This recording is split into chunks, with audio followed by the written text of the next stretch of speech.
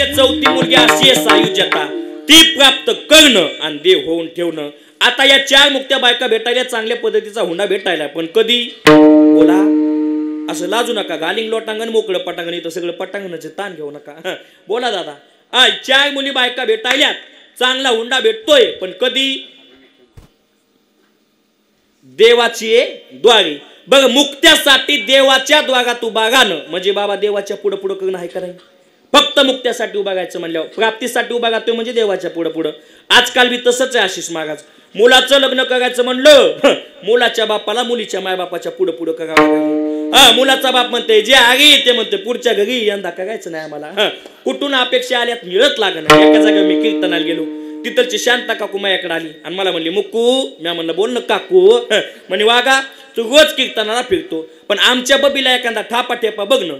म्हणलं बघतो, पण कसा पाहिजे. म्हणे काहीच नाही, 4-2 एकर रान असावा, सरकारी नोकरी असावा आणि पोराला मायबाप नसावा. म्हणलं तसा ठेपा माझ्याकडे आहे, पण मुलगा म्हणतोय मुलगी दिसायला सुंदर असावा, घरचं काम चांगलं करावा आणि मुलीला मायबाप नसावा. म्हणली माय आम्ही काय मसना जावा का. म्हणलं ते न फुकून घ्यावा का. ऐका, रान तर पाहिजे, मै बबी शेतात गेली नाही पाहिजे, मग शेत कशाला पाहिजे.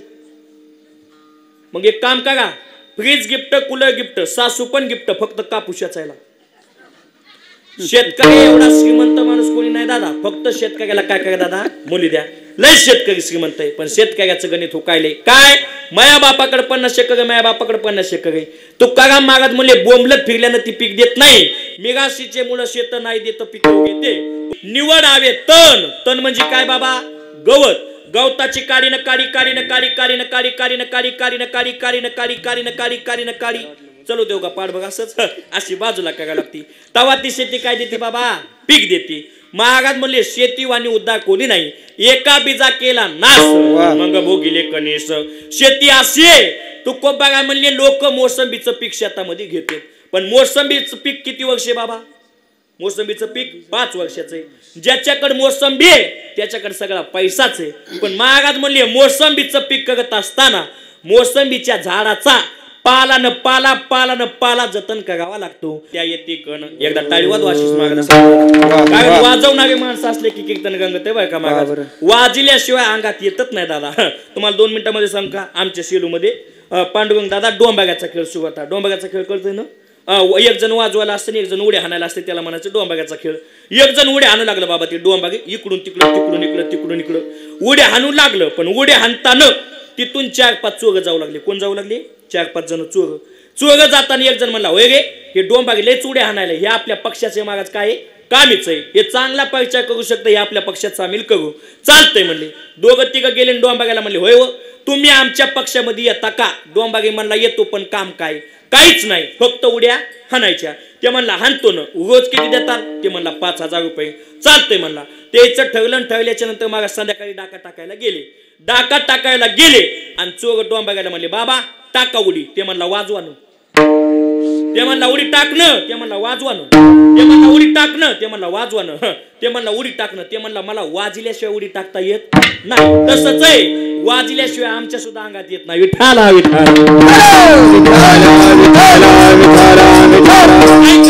माझ्याशी जतन तरी प्रत्या येते कण. शेती महाराज फक्त करणारा माणूस पाहिजे. तुको बघायला अशी कशी शेती करायची प्रमाण दिले. बरं चला मी बाजूला गेलो कुठून. या 4 मुली बायका भेटायल्यात, पण कधी देवाच्या पुढं केल्याच्या नंतर नाथ बाबा म्हणले पुढं अजिबात करू नका.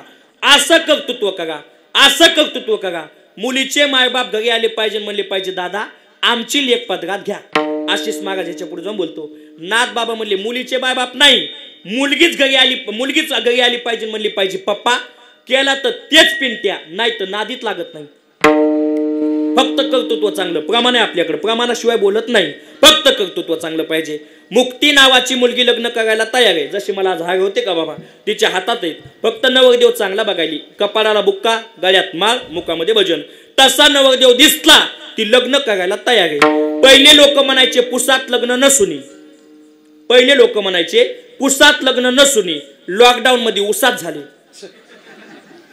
पळ पळ पळ पळ पळ पळ पळ पळ पोलीस आले पप्पी एकीकडे की पप्पी एकीकडे. विठाला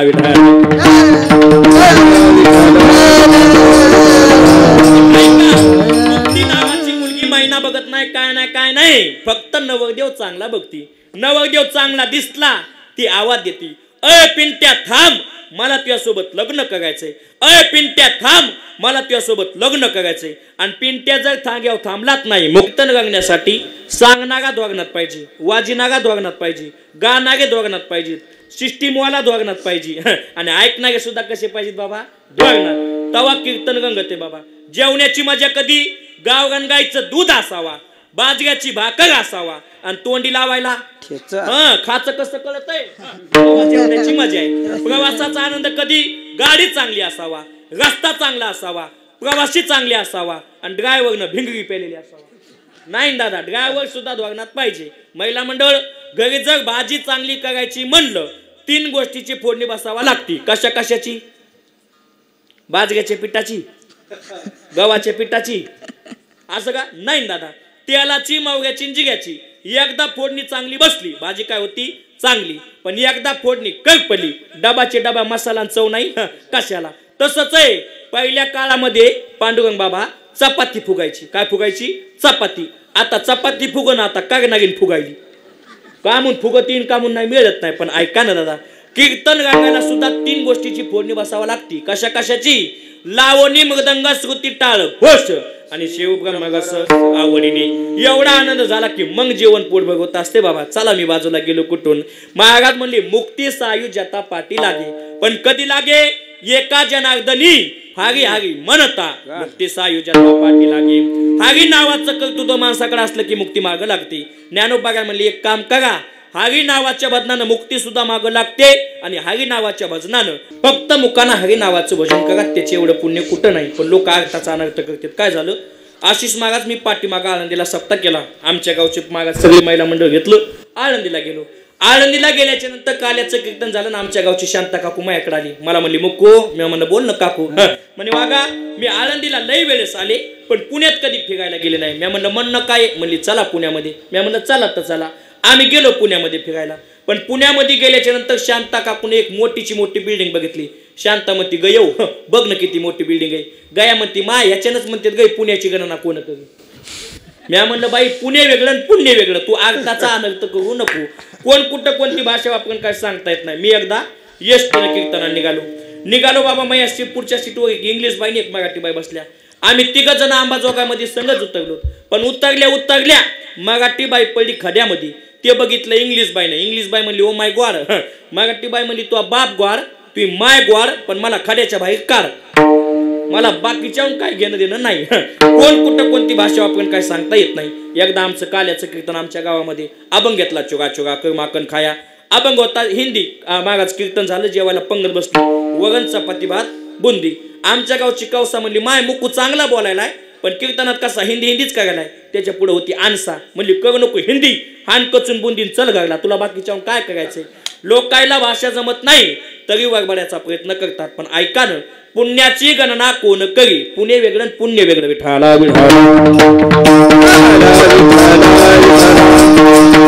हरी नावाचं भजन केलं पाहिजे. किती फायदे तुम्हाला सांगतो. ज्ञानोबा काय म्हणले, अमावस्याची रात्र असावा, काळा कुट्टा अंधार असावा, रात्रीचे 2:15 वाजलेले असावा आणि एकटा सकाराम तात्या गावाच्या दारावर असावा. कसं कसं? अमावस्याची रात्र, काळा कुट्टा अंधार, रात्रीचे 2:15 आणि एकटा सकाराम तात्या गावाच्या दारावर. तितक्यामध्ये सकाराम तात्याच्या पुढे येऊन भूत बसावा. भूताला बघून सकाराम तात्यानं अजिबात पळायचं नाही. जागची जाग्यावर हरी नावाचं भजन करायचं. पळे भूत बाधा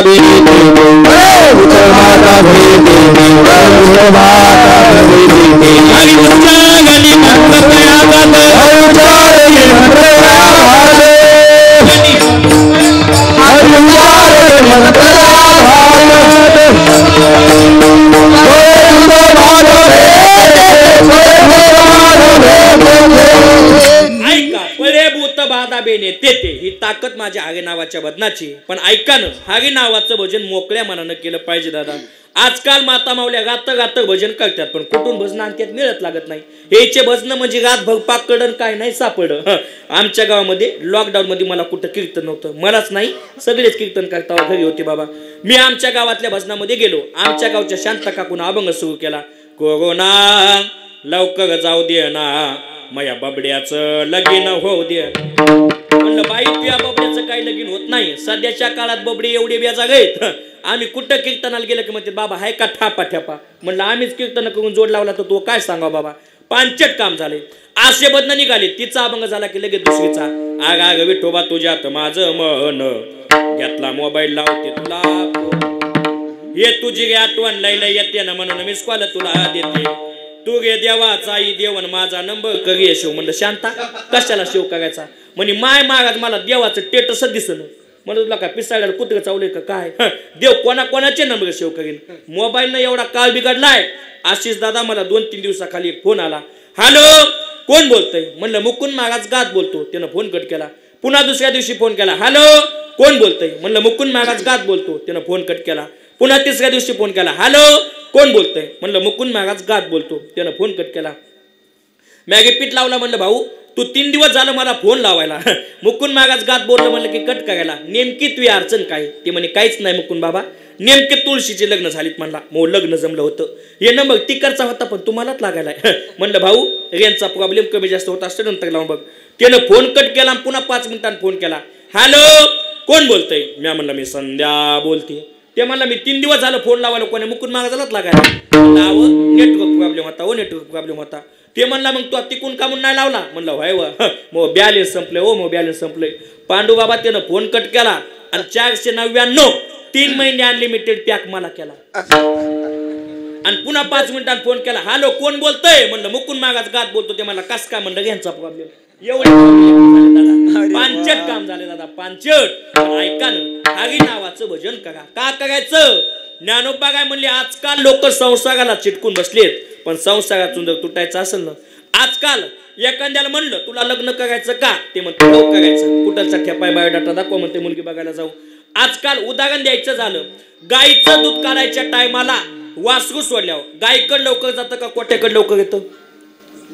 बोला गायकडे जातं. किती टांगात जातं 2 टांगात जातं. पण गायकडे गेलेलं वासरू कोट्याकडे आणायचं म्हणलं की असं वडीत वडीत वडीत वडीत वडीत वडीत आणावं लागते. आजकाल बी तसंच आहे. संसारात गुंतलेल्या लेकराला इकडं आणायचं म्हणलं की वडीत चल भागवत कथेला चल कीर्तनाला चल हरिपाठाला असं वडीत वडीत आणावं लागते. ज्ञानोबा काय म्हणले ते संसारात चिटकले वडीत आणूच नका. संसारात चिटकले हरी नावाचं भजन कर म्हणा. तुटेला म्हणे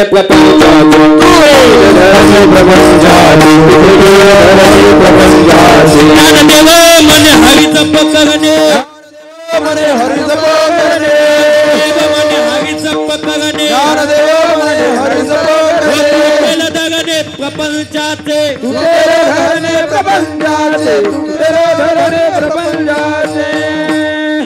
ज्ञानदेव म्हणे हरी जप करणे तुटेल दगणे प्रपंचाचे. फक्त हरी नावाचं भजन करा. ज्ञानोबा म्हणले आम्ही जगद्गुरु तुकोबा बोलतात आम्ही सुद्धा रात्रंदिवस पांडुरंग ध्यानी पांडुरंग म्हणी जागृती स्वप्ने पांडुरंग. रात्रंदिवस उष्णायचं जरी झालं आम्ही काय उष्णतो बाबा देवाचं भजन. आता तुम्ही आम्ही उष्णतो पण काय उष्णतो दिवसभर केलेली कुटाणी. उदाहरण ऐका. आशिष महाराज आमच्या इकडं उन्हाळ्याचा दिवस होता दादा. आणि उन्हाळ्याच्या दिवसामध्ये एक शेतकऱ्याचं पोरग शेतामध्ये आंबे राखायला गेलं. सकाळी 10 वाजल्यापासून दुपारी 2 वाजेपर्यंत शेतकऱ्याच्या मुलांना आंबे राखले. पण 2 वाजता त्याला गाढ आंब्याच्या झाडाखाली काय लागली दादा झोप लागली. आणि झोप लागल्याच्या नंतर एक वानर आला आंब्याच्या झाडावर गेलं. आंबा खाल्ला पण आंब्याची जी कोय होती का बाबा ती कोणाला फेकून मारली. खाली झोप ना गेला. खालच्याला जाग आली आणि खालच्यानं वर बघितलं कोण होतं दादा वानर. त्या वानराकडे बघून खालचं म्हणतंय उत्तर उत्तर उत्तर. त्या वानराला वाटलं मला कोणतरी आवाज द्यायले. वानर असं वाकून बघू लागलं. लगेच खालच्यानं मंत्र बदलला. वाकून पाहतू वाकून पाहतू वाकून पाहतू. वानराला वाटलं आता मला उतरावं लागतं. लगेच खालच्यानं मंत्र बदलला. उतरलं उतरलं उतरलं. माकडाला वाटलं आता मला पळावं लागतं. माकडानं खाली उडी टाकली आणि पळालं. खालच्यानं मंत्र बदलला. पळालं पळालं पळालं. माकड पळून गेलं बाबा. इतकं दिवसभर काम कोणी केलं शेतकऱ्याच्या मुलानं. तेच मुलगा गावाकडे गेला. त्याच्या गावामध्ये अखंडानाम सप्ताह. सप्त्यात 4थ्या दिवसाची कीर्तन सेवा मुकुंद महाराज घात. गेलो बाबा मी कीर्तनाला. तेव्हा काय आपल्याकडे गाडी नव्हती. बसनं गेलो. कीर्तन झालं. कीर्तन झाल्याच्या नंतर काय करते म्हणले बाबा कुठं जाता म्हणले संध्याकाळचं करा मुक्काम. म्हणलं चालतंय. एक रूम दिली. रूमवर क्वाटवर गादीवर तक्यावर मुकू. गेलो बाबा मी झोपलो. पण माझ्यासोबत झोपायला कोण जेनं दिवसभर आंबे राखले ते आलन क्वाटच्या खाली येऊन झोपलं. मस्त गार झोप लागली आणि 2:15 वाजताच मला आवाज आला, उतर उतर उतर. मला वाटलं कोणतरी आवाज द्यायला. मी असं वाकून बघू लागलो. त्या मला वाकून पाहतू वाकून पाहतू वाकून पाहतू. मला वाटलं आता उतरावंच लागतं. लगेच खालचं म्हणते उतरलं उतरलं उतरलं. म्या खाली उडी टाकली आणि पळालो. खालचं म्हणते पळालं पळालं पळालं. मी बाहेर गेलो की त्याचा बाप म्हणला, बाबा कुठं पळायला? म्हणलं त्या पोरानं पहिलं. म्हणले त्याची चुकी नाही, त्यानं दिवसभर आंबे राखलेत. म्या म्हणलं तेच झालं खरं, पण मी झालो पातळ. आपण झोपीमध्ये उष्णतो, पण काय दादा दिवसभर केलेला कुटाणा. पण महाराज म्हणले रात्रंदिवस जागृती स्वप्नी पांडुरंग दिन रजनी हाची